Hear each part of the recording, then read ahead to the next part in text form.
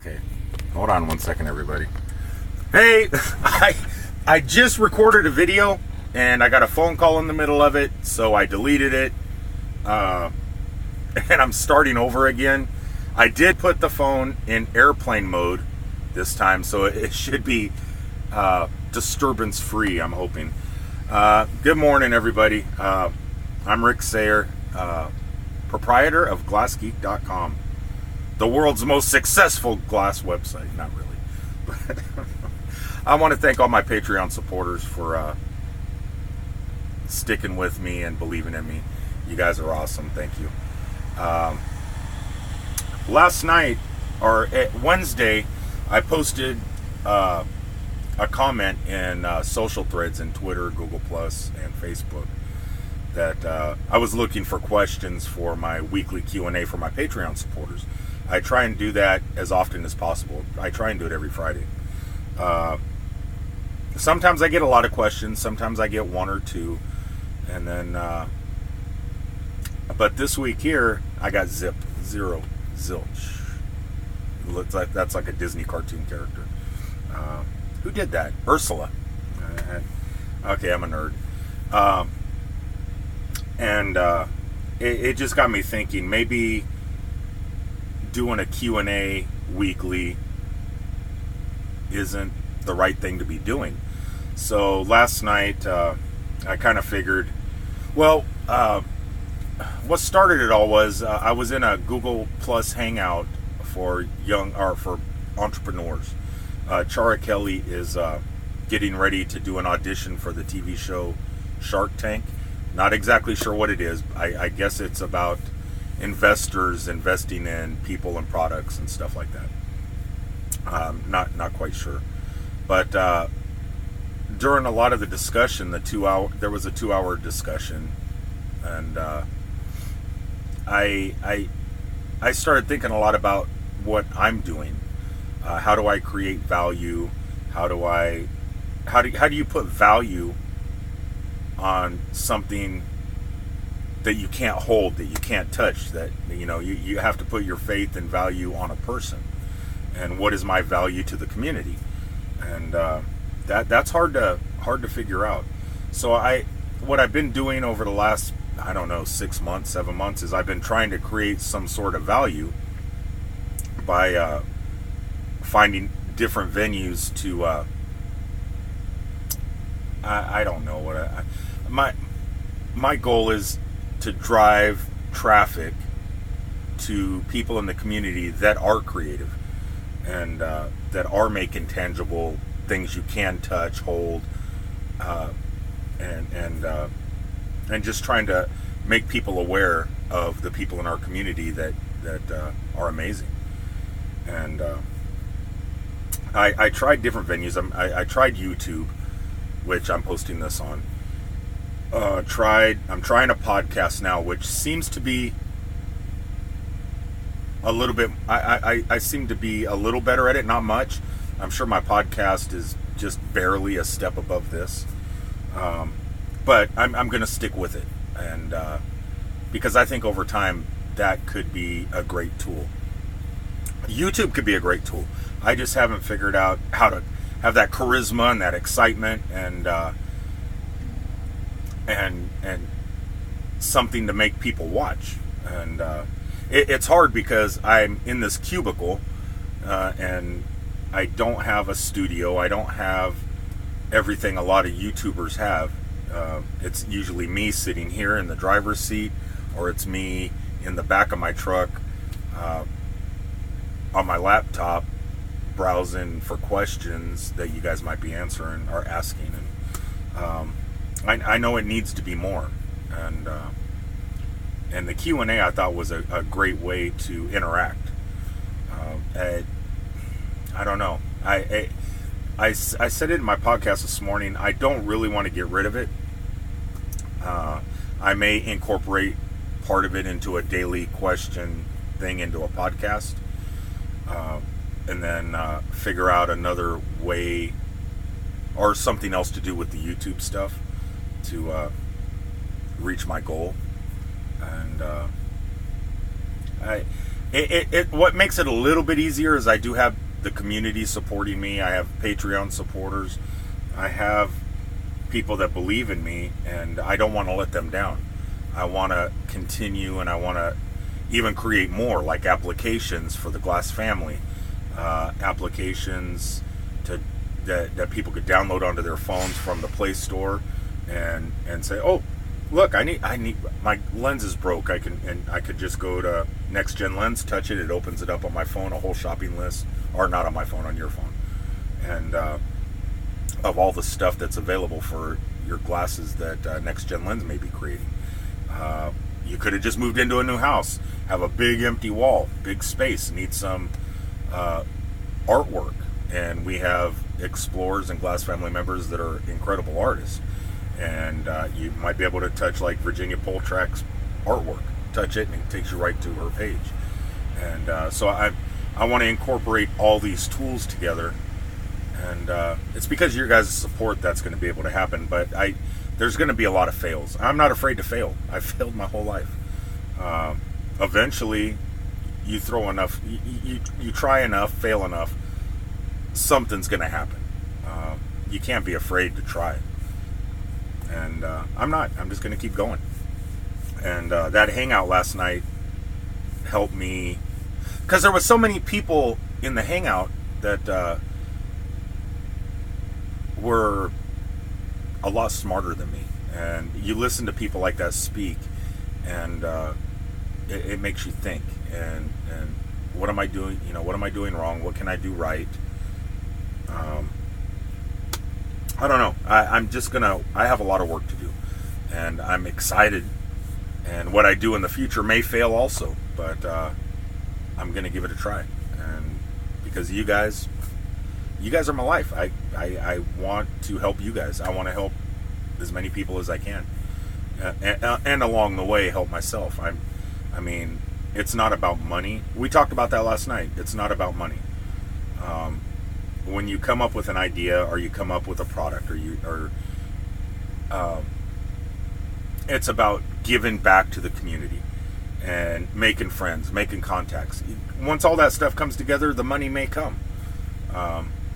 The career changes may happen. But you got to start from somewhere, and starting by helping. There's no better way to start is by helping people. So that's my goal. But I just got out of the shower, and I know I didn't get no questions, especially before the podcast, because the question I received while I was in the shower would have been a great question, kind of, for the podcast, but the person did ask to make a video also. So, oh God, I didn't memorize the name. P. Grimm. P. Grimm asked me in one of my feeds, can you talk about, I'm paraphrasing, he wanted me to talk about what I like about Google Glass, and can I please do it on video? So that's another reason I'm making this video. Why do I like glass? Because I'm a nerd. I don't know. I like glass because, there's a lot of reasons. Not the community aspect. I mean, the community aspect is an incredible reason to love glass. It is. It's not my main reason. Because when I first purchased glass, the communities were just kind of starting out. They were new. People were getting glass, joining these communities, and we were all making friends and contacts, and we were a part of something, and creating. We were creating something that I don't believe has ever been done before, especially surrounded by a product. So that's one thing I'm really happy about with Google Glass, is being a part of a community, and that community pretty much turned into a family. And you could see it last night in that one hangout when we were trying to get Chara ready for her. What do you call it? The tryout, or whatever it is for. I keep wanting to say Jump the Shark. Why do I keep wanting to say that? Shark Tank.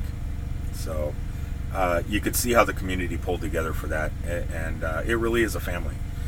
What I most like about Google Glass in use, in everyday use, I'm a truck driver. Before wearable technology came out, what was it, 2 years ago or something? I think the Pebble Watch first came out, and it was my first entry into wearable devices, and it's still probably my favorite wearable device on the wrist. Android Wear is great, I love it, but Pebble does what it does, and it does it well. I've said that before. Everything it does well. There's still bugs in Android Wear. It works fairly well. One of my major issues with Android Wear is that it loses connection a lot to my cell phone. Let me grab my cell phone here. So like, I'll be driving down the road and I'll get a message on my Google Glass that I didn't want on my Google Glass. It should have been forwarded to my watch, but it'll say, like right now, it says no, it's not connected. It says your phone is out of range. Did you leave it behind? How's my phone out of range? But it loses every time it does that. I have to go to the app, connect, and pair it again, and then and it does that at least 20 times a day. My Google Glasses don't. They stay connected. I could power them off, charge them, power them back up, slap them on my noggin, and within 30 seconds they automatically connect to my phone, and I don't lose connectivity. So that's one thing I like about glass over wrist worn, or at least Android Wear. Pebble does that every once in a while. It does lose it, but not as much as this. I prefer the GPS functionality in my Google Glass over Android Wear, because the GPS is right there. I don't have to take my eyes off the road. And like I said, prior to having all this, I had a very bad habit. Anytime I got a message, or anytime I got a phone call, or someone commented on Google Plus, Twitter, or whatever, I would always reach for my phone, and even driving. And I was one of those driver texter people. And if I didn't have this stuff, I still would be. And I know it's dangerous, but I mean, I like to stay connected. I like to communicate, and I just find it that Google Glass is much easier. I can respond, reply, take photos, everything, follow the GPS while driving, not taking my eyes off the road. I could answer a phone call by voice. I could send a text by voice, have it read my text out loud so I don't have to actually read it. And it's become a part of my life. I wear them. God, what? I woke up this morning kind of late. I got up about 8 o'clock this morning and did my podcast. Usually I get out of bed, I stretch, I get dressed, and part of my attire is slapping these on my face. So I got up at 8 o'clock this morning, did my normal routine, put them on my face, went to the restroom, got a cup of coffee, and these will be on until at least 11 o'clock tonight, 10 o'clock tonight, whenever I decide to park. And I do that daily. So I wear them at least 12 to 17 hours a day, every day, for the last 13 or 14 months, however long it's been. They become a part of me. I said it in one of my podcasts before. When I was younger, I used to wear baseball caps all the time. I would not leave the house without slapping a baseball cap on my head. And from when I was little until probably my early 20s, that's how I was. I think when I joined the Army, it continued on then too, because you have to wear your hat a lot in the Army. But after the military and I let my hair start growing back out, I stopped wearing hats. But every time I went outside without a hat, I would feel naked. I felt totally naked. My hair would be a mess, whatever, I'd slap a hat on. Hats were a big part of me. Now, I feel the same exact way wearing Google Glass. If I don't have them, if I'm sending them back for foil issues or repairs, or and I'm without them for a week or something, it drives me crazy. I don't want to get out of my truck. I don't want to go into public. I don't want to, and it's not, you don't go into public to show off or nothing like that. It's just, it's hard to explain. I like the interaction with people. I like people coming up to me saying, "Oh my God, is that Google Glass? What do they do? What can you do with them?" And giving demonstrations, stuff like that. It's become a part of me, and I enjoy that interaction with people because I don't get much interaction driving around all day. And because I'm sort of shy, I can't just walk up and talk to people. This is a good icebreaker, and people come up to you, and it's a big change in my life. I've never had people just come up to me, and I enjoy it. And I don't know. That's me. I don't know. Everybody's different. Everybody has their reasons, but I have to have them on, not just for basic use. Today's not too bad out, but I use them for my sunglasses. What was the question originally? I keep going off, but those are the main points. They open me up from my shyness a little bit. That's one thing I like about them. They help me come out of my shell. I mean, there's no way I would have did a video before getting these. I don't like the sound of my voice. I don't like the way I look on camera. I could not imagine anybody listening to me, and now it's all becoming one, and it's all because of this product. Anyway, I'm going to go ahead and sign off. Let me go ahead and thank my Patreon supporters on video. I thank you guys every day on my podcast, but let me thank Jason Ives for stepping up. Super supporter, super nice guy. I couldn't do my podcast without him. My website,